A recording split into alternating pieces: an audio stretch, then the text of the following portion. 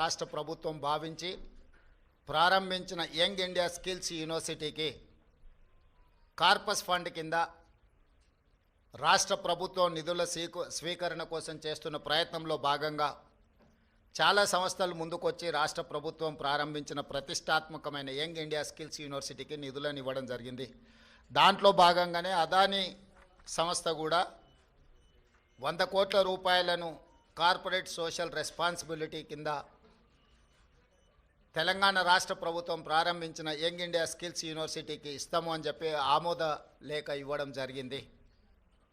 ఈ అంశాన్ని ప్రస్తావించడం ద్వారా అదేదో అదానీ గ్రూప్ తెలంగాణ రాష్ట్ర ప్రభుత్వానికో ముఖ్యమంత్రి గారికో అప్పనంగా 100 కోట్ల రూపాయలు ఇచ్చినట్టుగా అనవసరమైన చర్చలకు రాద్ధాంతానికి తావిస్తున్నది.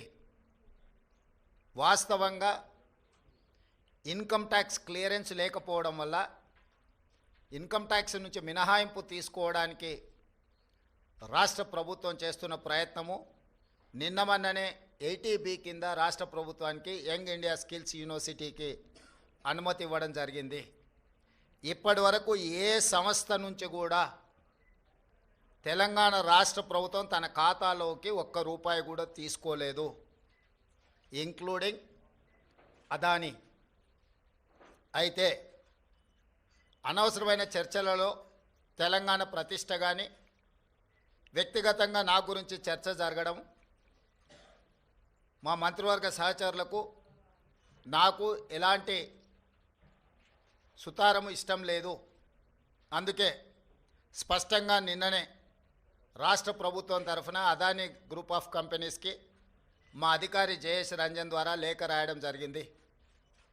జరుగుతున్న వివాదాలు, ఆరోపణలు, రకరకాల పరిస్థితుల వల్ల తెలంగాణ రాష్ట్ర ప్రభుత్వం మీరు ముందుకు వచ్చి ఉదారంగా తెలంగాణ యంగ్ ఇండియా స్కిల్స్ యూనివర్సిటీకి ఇస్తాన్న 100 కోట్ల రూపాయలను తెలంగాణ రాష్ట్ర ప్రభుత్వము స్వీకరించడానికి సిద్ధంగా లేదు.